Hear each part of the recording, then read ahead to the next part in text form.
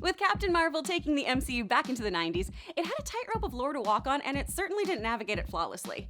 Be they hiccups in the previously established timeline, or straight-up retcons, there are plenty of plot holes in this interstellar Marvel entry. I'm Kris Carr, and these are the plot holes I found in Captain Marvel, and also the lampshades we can use to explain them away so that the in-universe logic of the MCU remains airtight. Before we begin, I want to give a shout out to our amazing patrons on Patreon. Thanks to heroes like you, Whitney and I get to keep writing and reviewing and live to nerd another day. If you want to chip in, head on over to our Patreon page and see which tier works for you. In return for your help, we'll give you behind-the-scenes looks, shout-outs, and more. Out of money? Well, the best way to support us still is to like, share, subscribe, and hit that bell. Number 6, S.H.I.E.L.D. First of all, let's discuss Nick Fury throwing around the term S.H.I.E.L.D. He only ever says the shorthand, and boy, does he say it often. What is this? The S.H.I.E.L.D. logo. Does announcing your identity on clothing help with the covert part of your job? In the Marvel film that started it all, Iron Man, Agent Coulson is constantly introducing himself as an agent of the Strategic Homeland Intervention Enforcement and Logistics Division. I'm Agent Phil Coulson with the Strategic Homeland Intervention Enforcement and Logistics Division. That's quite a mouthful. I know. We're working on it. We don't get that nifty little S.H.I.E.L.D. acronym until the end of the flick.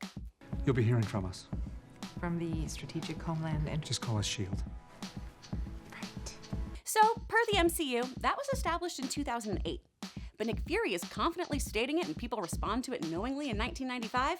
Sure, this is a tiny detail, but after you make it a long-running gag in your flagship film, you'd think the writers would have taken note. Maybe Nick didn't share the company name with the new guy, or Coulson was simply pulling Tony's leg. It could be possible that Coulson using the long-winded Strategic Homeland Intervention blah blah blah blah blah name was a spy technique designed to bore Tony into ignoring S.H.I.E.L.D.'s true identity so that he could extract information until Tony needed to know he was working with S.H.I.E.L.D. But really, I think we all know that if Coulson wanted to lie about being a part of S.H.I.E.L.D., he'd use a fake agency name. And the real reason Fury is throwing around the S.H.I.E.L.D. name is to avoid adding 6 extra minutes of runtime due to everyone spelling out an entire acronym that has been already established to the public. Number 5, that Skrull check. Okay, so we established that Skrulls can only get your recent memories, so the best way to sniff out a Skrull is to get personal and play 20 questions.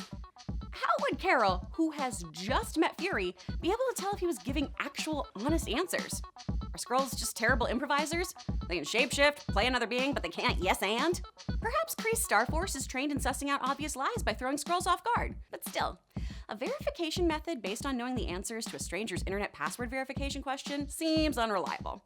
It's as good as sniffing out the truth as the robot test. Prove to me you're not a robot. Look at these curvy letters. Much curvier than most letters, wouldn't you say? At least we now know that Nick Fury is very particular about his toast. Number 4, where are the Inhumans? Yeah, Inhumans was a major flop, but this is a Kree-heavy movie that takes place on Earth. Inhumans and Agents of S.H.I.E.L.D. have established that the Krees pretty much have one thing they know about Earth, that it's a great breeding ground for Inhuman soldiers. You'd think that since high-ranking soldier Yon-Rogg is in the neighborhood, he'd at least make an offhanded comment about these potential weapons. For those not in the know about Inhumans, the Kree use Terrigen Mist, a natural mutagen from Terrigen crystals, which is able to turn Earthlings with genetically altered Kree blood into superpowered soldiers. Now, to be fair, all of these Inhuman experiments happened centuries ago and stopped when the Hydra god Hive drove the Kree away, so the knowledge of their existence might be lost to the passage of time. But I do think it's interesting that they didn't seed in the concept of Inhumans slightly, considering that 1, Coulson goes on to deal with Inhumans on the reg, and 2, Carol's wildly popular Ms. Marvel successor Kamala Khan is a freaking Inhuman herself!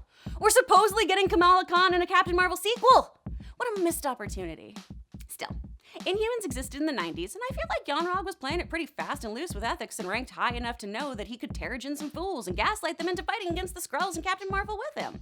Maybe one of them would have actually given our hero a real challenge in battle. Instead, we got him crying to Daddy Ronan, who did zilch for him. I understand that it might have been too much to include them in a film that was already introducing us to a new race in the MCU. We do already have an Inhuman-heavy story with Agents of S.H.I.E.L.D., so I suppose it could have felt weird or redundant to add them into Captain Marvel. But still, give the Inhumans a nod, even if their series was a dumpster fire. Number 3, where was Captain Marvel when the Chitauri attacked? We established in Captain Marvel that the pager Carol gives Fury is for emergencies only. I'd say the Battle of New York was a pretty big to-do. Massive alien invasion. We see Captain Marvel repel missiles and essentially take down the Kree single-handedly. Why manipulate a bunch of heroes with bloody training cards when you've got a direct dial to the most powerful being you've ever met? Page your superpowered alien homie, Carol, Nick. I'm wondering if Nick has a system in place for how bad things have to be to bring in Danvers. Alien invasion led by a Norse god? Nah, that green dude's got it. Evil robot causing mayhem? Not even a big deal. Get turned to dust? Oh, hey girl, you up? Nick could have honestly been seeing if his team could hack it and was waiting to call in the big guns until it was absolutely necessary. He obviously believes in the Avengers Initiative, so it's possible he simply didn't see the need to call for backup. An upsetting theory that I've seen, and I definitely don't agree with, is that Fury has been trying to page Carol and she's never answered until now. I can't see that happening. Those two went through the ringer together. She's not gonna ghost him.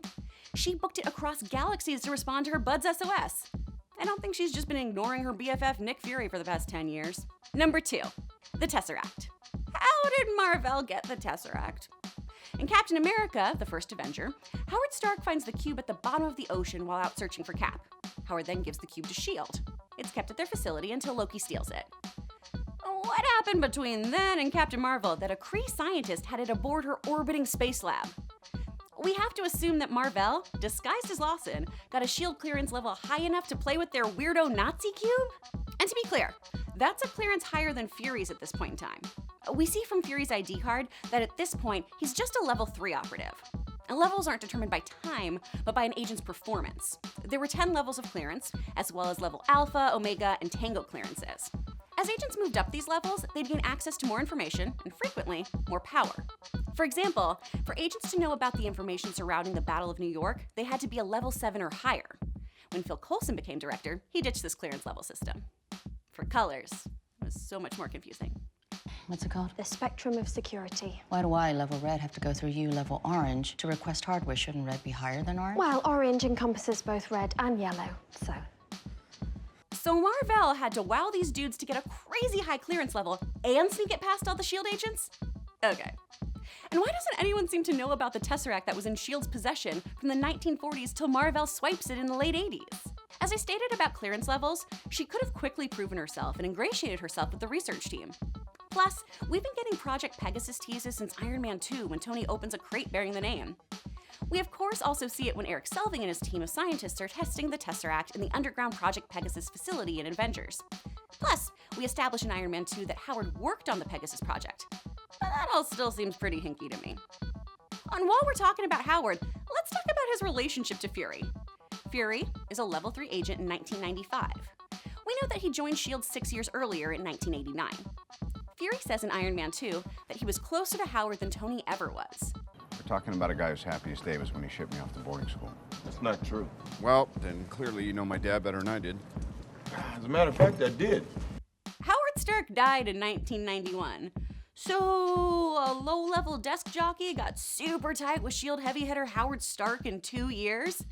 Is he just manipulating Tony? Because I don't think Howard would be kicking it with agents on the reg who aren't even clued into half of S.H.I.E.L.D.'s operations. And number 1, my personal biggest issue. Fury knew about aliens. Don't y'all remember in Avengers when he said the Asgardians had forced S.H.I.E.L.D.'s hand into an arms race? Me. Last year, Earth had a visitor from another planet who had a grudge match that leveled a small town. We learned that not only are we not alone, but we are hopelessly, hilariously outgunned. My people want nothing but peace with your planet. But you're not the only people out there, are you? The Asgardians were the first hint that we weren't alone in the universe? Not the Kree? Not the Skrulls? Shakespeare in the Park was your first crazy threat? I suppose you can make the argument that since the Tesseract was founded in the 1940s, we've known about Asgardians since then. I just want to leap to aliens, though, since the Asgardians are simply Norse mythology. And while the Kree and the Skrulls didn't level a small town like we saw in Thor, they did aim some space bombs at our planet. You'd think maybe that would get everyone's panties in a bunch and S.H.I.E.L.D. would get to stepping on making some nifty weapons. Now, a lot of the plot holes that do exist in Captain Marvel, I think can be chalked up to Fury simply being a good spy. I can't lead a mission when the people I'm leading have missions of their own. It's called compartmentalization. Nobody spills the secrets because nobody knows them all. Except you. Could some of this just be Fury playing dumb? Absolutely. As we've seen with both Fury and Natasha Romanoff, lying is an intrinsic part of being a great spy. Whether it's fudging someone's death, playing innocent, or emotional to get someone to talk, Fury is a masterful manipulator and crazy skilled at subterfuge. It is very possible that Fury simply isn't showing all his cards. Captain Marvel definitely seems like an ace up his sleeve, so why talk about her and the other aliens all the time? I bet Thor would feel real self-conscious about Fury bringing in another blonde after his haircut. Please, kind sir, do not cut my hair. No! So, you let me know, espionage or plot hole? Also, no one calls you anything but Fury? Project Insight has to be delayed. Nick? No one except Robert Redford, I guess. You damn dirty lying spy. These are just a few of the plot holes that jumped out at me, and I'd love to know where you found some gaps. If you can fill in those plot holes too, I definitely want to hear how it fits into the grand scheme of the MCU. Let me know what you think in the comments below. For more videos on superheroes, theories, lore, and more, be sure to click to the left of my face or check us out on Roku and Plex. Again, a big thank you to our patrons, and thank you for watching. See you, Space Cowboy.